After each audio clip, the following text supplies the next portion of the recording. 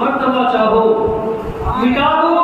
اپنی ہستی کو اگر کچھ مرتبہ چاہو، کہ دانا خاک میں مل کر گلے گلزار ہوتا ہے، کہ دانا خاک میں مل کر گلے گلزار ہوتا ہے، اور ہزاروں سال نرگس اپنی بے نوری پہ روتی ہے، ہزاروں سال نرگس اپنی بے نوری پہ روتی ہے،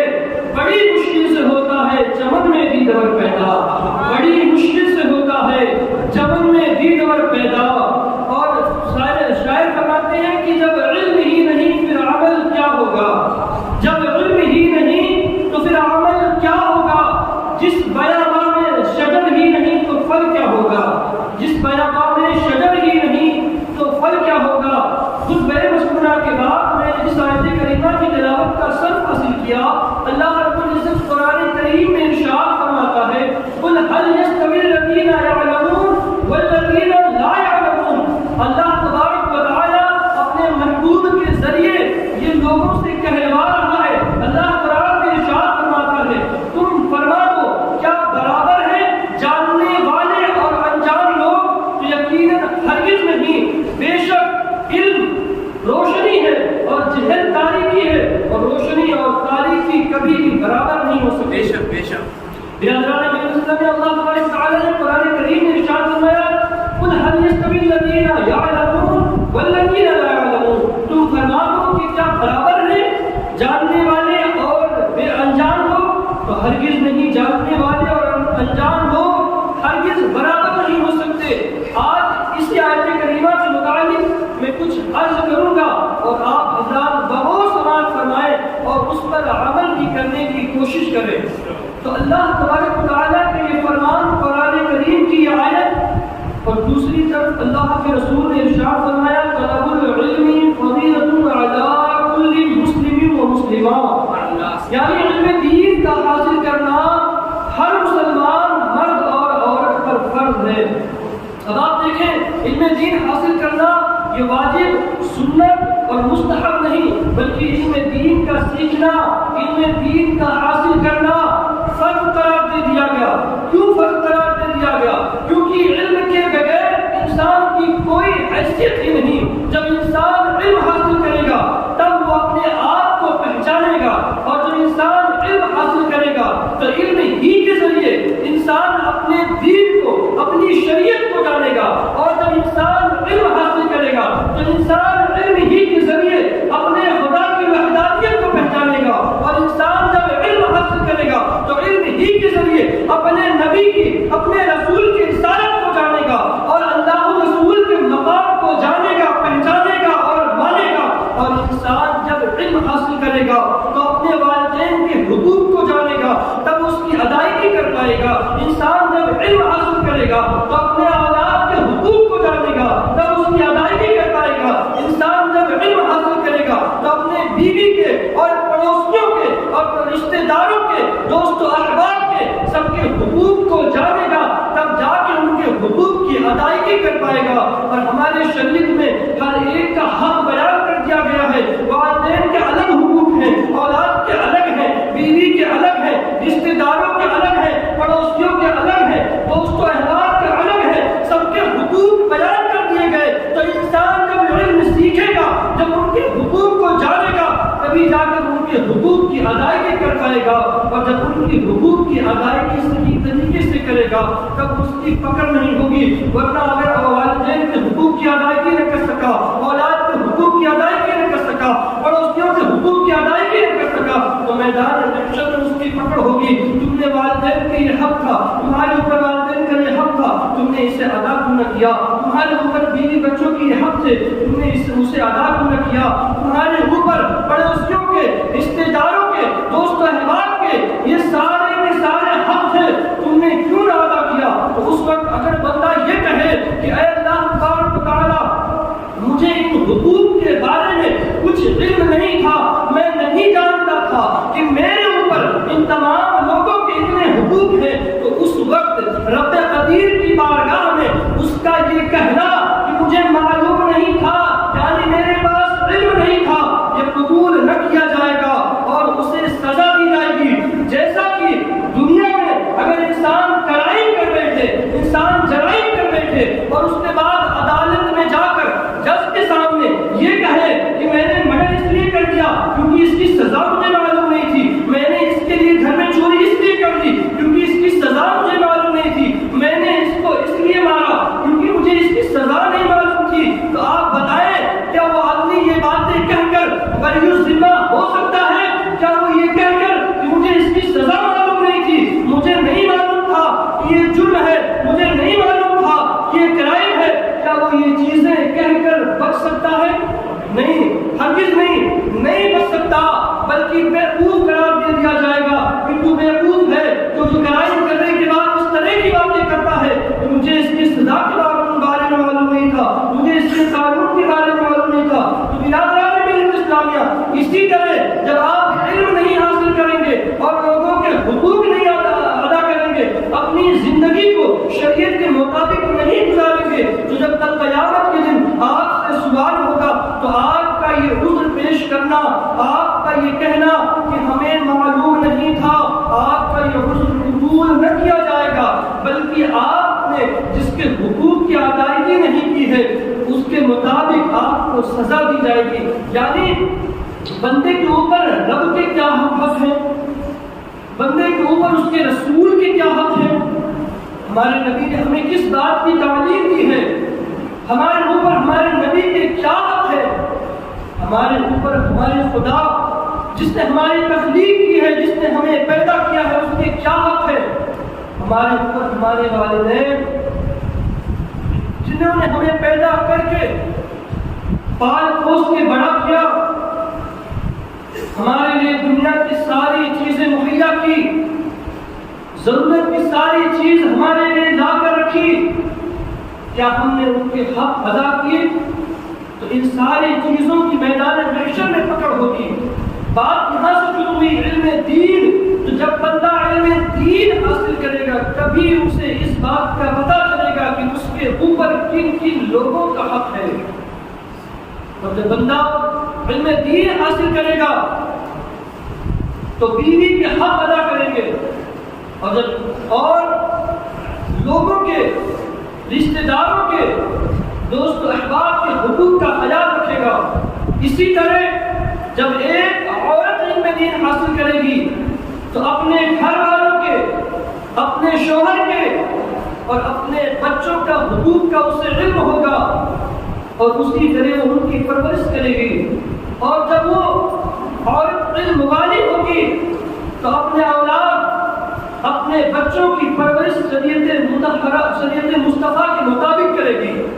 دین اسلام کے مطابق کرے گی۔ جب عورت علم والی ہوگی تو اس کے بچے بھی شریعت مطہرہ کے پابند ہوں گے، اور جو گھر علم سے خالی ہو، پھر آپ بتائیں اس گھر کا حال کیا ہوگا، اس گھر میں رہنے والوں بچوں کی تربیت کیسے ہوگی۔ اسی طرح اللہ کے رسول نے صرف مردوں پر نہیں، صرف آدمیوں پر نہیں، بلکہ مرد اور عورت دونوں کے لیے علم دین حاصل کرنا فرض کر دیا،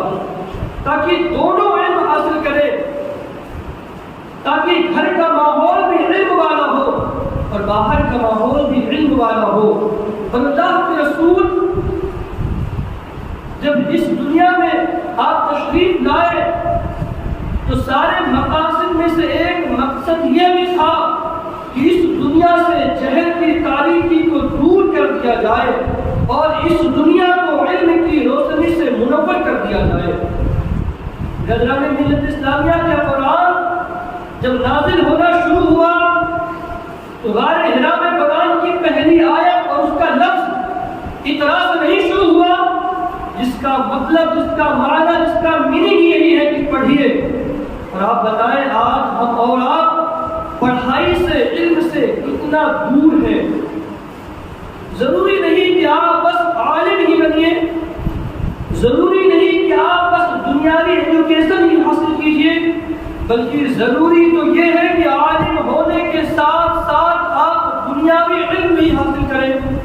اور آپ اگر دنیاوی علم حاصل کر رہے ہیں تو اس کے ساتھ لازم و ضروری ہے کہ آپ دین کا بھی علم حاصل کریں،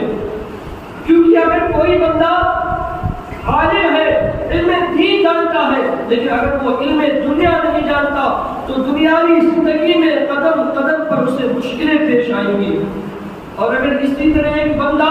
دنیاوی علم کو جانتا ہے لیکن اگر اس کے پاس دین کا علم نہیں تو یقیناً قدم قدم پر اسے بھی مشکلوں کا سامنا کرنا پڑے گا، کیونکہ ہم دنیا میں بے مقصد پیدا نہیں کیے گئے۔ ہمارے دنیا میں آنے کا اللہ تبارک و تعالیٰ نے ہماری تخلیق جو کی ہے وہ ایک مقصد کے تحت کیا ہے۔ اللہ تبارک و تعالیٰ قرآن کریم میں ارشاد فرماتا ہے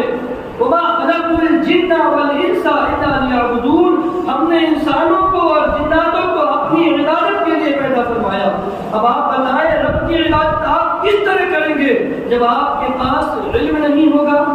جب آپ کے پاس علم نہیں ہوگا کہ ہمیں روزے کس طرح رکھنا چاہیے، کن چیزوں سے روزہ ٹوٹ جاتا ہے، کن چیزوں سے روزہ مکروہ ہو جاتا ہے، اور کیا چیزیں ہو جائے تو روزہ ہمارے اوپر معاف ہو جاتا ہے۔ جب آپ کو روزے کے بارے میں علم نہیں ہوگا تو پھر آپ روزہ رکھ کر کس طرح رب کی عبادت کریں گے؟ جب آپ کو نماز کے مسائل کے بارے میں علم نہیں ہوگا پھر آپ کس طرح نماز پڑھ کر رب کی عبادت کریں گے؟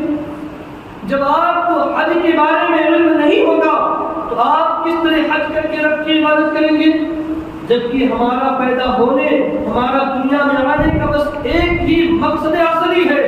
وہ ہے رب کی عبادت، اور یہ دوسری جو ساری چیزیں ہیں یہ ہماری ضرورتیں ہیں، ضرورتیں مقصد نہیں، مقصد ہے رب کی عبادت، جو کہ اللہ نے قرآن میں خود ارشاد فرما دیا وَمَا خَلَقْتُ الْجِنَّ وَالْإِنسَ إِلَّا لِيَعْبُدُونَ، ہم نے انسانوں اور جناتوں کو اپنی عبادت کے لیے پیدا فرمایا۔ اور انسان جب علم دین حاصل کرتا ہے تو سب سے پہلے اسے اپنے آپ، اپنے وجود کی پہچان ہوتی ہے، اور انسان جب علم دین حاصل کرتا ہے تو پھر اسے رب اور رسول کی پہچان ہوتی ہے، دین اسلام اور شریعت مطہرہ کی پہچان ہوتی ہے، وہ دین اور شریعت کو جانتا ہے، وہ انبیاء کے مراتب کو جانتا اور پہچانتا ہے۔ اسی طرح جب بندہ علم دین حاصل کرتا ہے اور اس پر عمل کرتا ہے اور لوگوں کو اچھی باتیں سکھاتا ہے تو اللہ تبارک و تعالیٰ کے پیارے حبیب صلی اللہ تعالیٰ علیہ وسلم ارشاد فرماتے ہیں کہ اللہ تبارک و تعالیٰ اور اس کے فرشتے اور تمام آسمان و زمین والے اور دلوں میں رہنے والی چونٹیاں اور سمندر میں رہنے والی مچھلیاں اس کے بھلائی کے لیے دعا کرتی ہیں جو لوگوں کو اچھی چیز سکھاتا ہے اور اچھی راہ بتاتا ہے۔ تو یہی علم دین سیکھنے اور سکھانے کی فضیلت۔ ایک اور حدیث پاک میں اللہ کے رسول نے ارشاد فرمایا کہ اے ابن مسعود، تمہارے لیے گھڑی بھر یعنی کچھ لمحے، چند منٹ، آپ نے فرمایا اے ابن مسعود تمہارے لیے گھڑی بھر علم دین سیکھنے کے لیے بیٹھنا جبکہ تم نہ قلم پکڑو نہ کچھ لکھو 1000 برس عبادت سے بہتر ہے۔ یہ حدیث پاک ہے، رسول پاک نے حضرت ابن مسعود سے فرمایا، حضرت مسعود کی جو لڑکے حضرت عبداللہ ابن مسعود، حضرت عبداللہ ابن مسعود سے فرمایا، یہاں راوی لکھتے ابن مسعود یعنی حضرت مسعود کے لڑکے یعنی حضرت عبداللہ۔ اللہ کے رسول نے فرمایا اے ابن مسعود تمہارے لیے گھڑی بھر علم دین حاصل کرنے کے لیے بیٹھنا جبکہ نہ تم قلم پکڑو اور نہ کچھ لکھو 1000 سال کی عبادت سے افضل ہے۔ اور اسی حدیث پاک میں آگے رسول پاک نے ارشاد فرمایا کہ تمہارے لیے عالم دین کی چہرے کی طرف نظر کرنا اللہ کی راہ میں 1000 گھوڑے دینے سے افضل ہے۔ اور اسی حدیث پاک میں تیسری لائن میں اللہ کے رسول نے فرمایا کہ تمہارے لیے عالم دین کو سلام کرنا اللہ کی راہ میں جہاد کرنے سے افضل ہے، اور تمہارے لیے سب سے بہتر ہے، تمہارے حق میں بہتر ہے۔ یہ حدیث پاک کے 3 لائن ہیں۔ اس سے علم دین حاصل کرنے اور عالم کی فضیلت ظاہر ہوتی ہے۔ ایک اور صحابی جو رسول پاک کی بارگاہ میں حاضر ہوئے فرمایا کہ یا رسول اللہ اگر میری زندگی کے چند لمحات بچے ہو، کچھ گھنٹے کوئی ایسا کام بتائے کہ میں دنیا میں کروں جو اس دنیا میں سب سے افضل و اعلیٰ بہتر و بالا اور خیر والا ہو، تو اللہ کے رسول نے فرمایا کہ تم علم دین حاصل کرو۔ صحابی نے کہا کہ یا رسول اللہ اگر چند منٹ بچے ہو، یعنی 1 اور 2 منٹ میری زندگی کے بچے ہو، تو اللہ کے رسول نے فرمایا پھر بھی تم علم دین حاصل کرو۔ اور اسی پر بخاری شریف کی ایک حدیث یاد آ رہی ہے، اللہ کے رسول نے فرمایا خیرکم من تعلم القرآن وعلمہ، یعنی تم میں سب سے بہتر اور سب سے زیادہ خیر والا وہ ہے جو قرآن سیکھے اور سکھائے۔ اور یہ تمام جو علم ہے قرآن سے ہی نکلا ہے، قرآن سے ہی لیا گیا ہے، چاہے وہ کسی چھوٹی کتاب کی لکھی ہوئی بات ہو یا کسی بڑی کتاب کی لکھی ہوئی بات ہو، در حقیقت در اصل وہ قرآن و حدیث کی ہی باتیں ہوتی ہیں اور وہ علم دین ہی ہوتا ہے اور وہ اللہ و رسول کے فرمان و احکام ہی ہوتے ہیں۔ تو ہمیں چاہیے کہ ہم علم دین حاصل کریں، اس پر عمل کریں اور جو ہم نے حاصل کیا اسے دوسروں کو سکھائیں، دوسروں کو بتائیں، دوسروں تک پہنچائیں، تاکہ ہمیں علم سیکھنے کا بھی اجر ملے اور علم سکھانے کا بھی اجر ملے۔ اور ضروری نہیں کہ انسان بچپن میں ہی علم دین حاصل کرے، بلکہ جب سے وہ پیدا ہوا،